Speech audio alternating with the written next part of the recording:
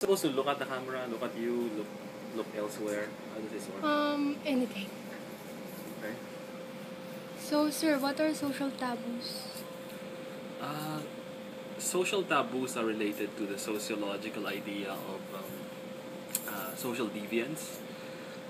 Taboos are those things that are considered by society to be unacceptable behavior, especially within the context of their cultural understanding of social rules. I suppose the use of the word taboo refers to the kind of social deviance that involves stronger condemnation from society in general. For instance, there are lots of social deviance. Wearing earrings, if you're male, could be considered deviant, for instance, but it's not exactly a taboo. Cannibalism, on the other hand, is obviously a taboo in many societies. Okay, so, sir, why do you think social taboos happen? Well, fundamentally because people are different. Of course, people will react differently to different situations. People have different preferences. Taboos happen because, well, let's just say it's part of biological reality that our minds are wired differently. So that's one part of the equation, that people are different. The other part of the equation is that society tends not to be society tends to create rules about itself, about the behaviors of its members, and about what is acceptable and not acceptable. So if we were to live in a free-willing, chaotic society in which anything is permissible, then there would not be any taboo. You could pretty much do whatever you wanted. But society doesn't work like that. So, do you think social taboos are more of the negative aspect or positive aspect? I'm sorry, could you explain the question? Is it more of a negative thing or a positive thing? What are the pros and cons of social taboos? Pros and cons for the actors, the people who perform these taboos, or society? Society. Cons. Well, let's start with the cons. Obviously, people get shocked. They get exposed to things that shock them to their very core. Freud once said that there are two universal taboos. Of course, modern social science have provided exceptions to these so-called universal taboos, but Freud gave two examples: um, patricide and Incest. incest. Right? So people who imagine knowing someone who is incestuous. I mean, it's a big shock, basically, to to your system, the things you believe in. Um, Especially since we may not be talking about some random person. We may be talking about someone you know. So if you know someone who is in an incestuous relationship, that could affect you in either a very, very personal way, or in a or if the person is a stranger to you, in an existential way, because you start asking very profound existential questions, such as what where do social rules come from? Why do people have to follow them? What is the nature of freedom? Where do we draw the line between respecting the rights of people to act in relative freedom, in the interest of their personal autonomy, and allowing the state, okay, or the society in general to make certain limitations. Um, we certainly recognize that individual rights are important, and to a certain extent, as long as people's actions and beliefs do not rock the boat, we allow them to do what they want. Uh, but sometimes society or governments or states feel threatened, and they try to do something about it. They make laws prohibiting certain acts. They make sure that these laws are obeyed, otherwise there are legal consequences.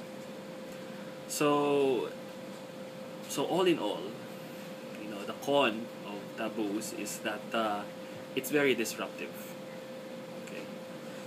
The pro I can think of is that taboos, just like any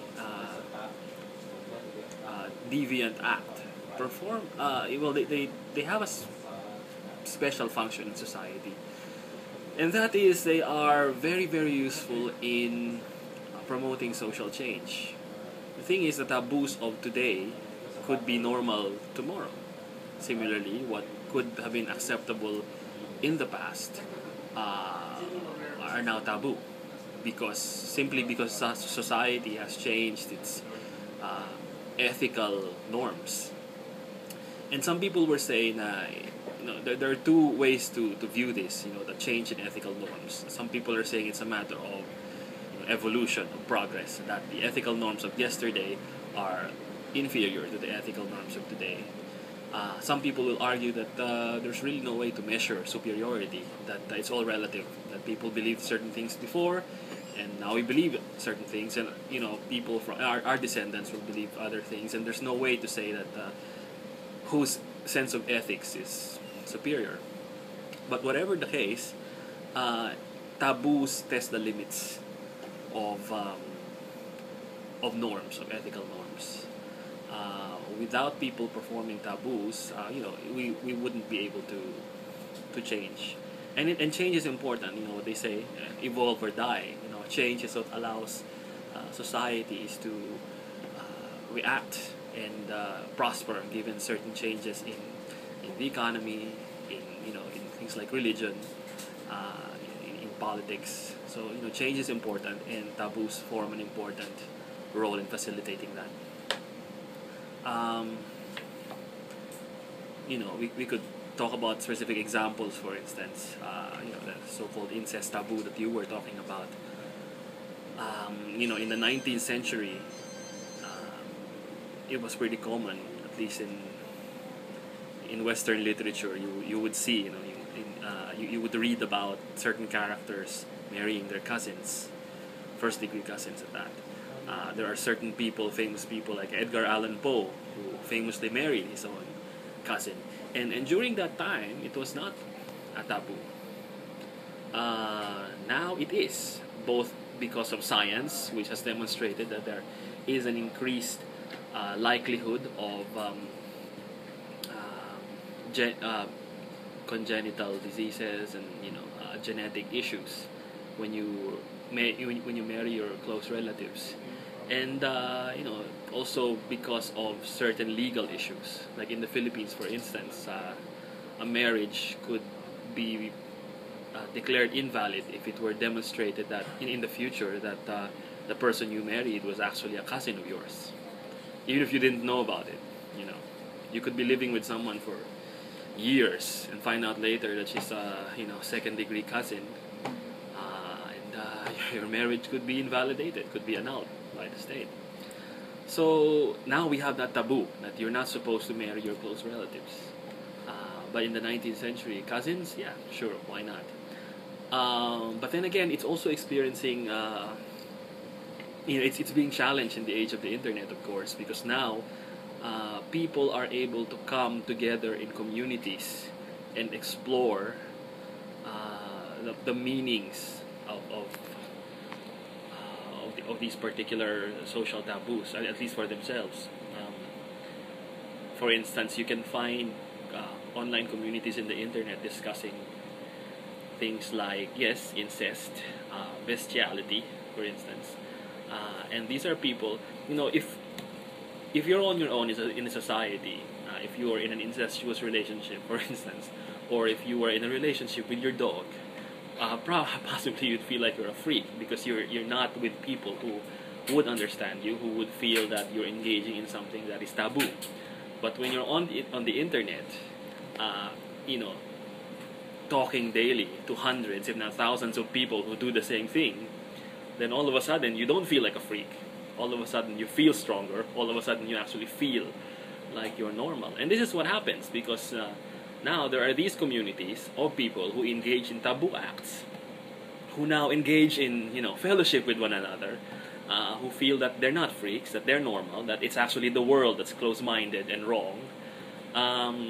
So it's interesting. It's an interesting age to live in. So, do you think, sir, may difference po yung westernized social taboos sa Philippine social taboos? I wouldn't necessarily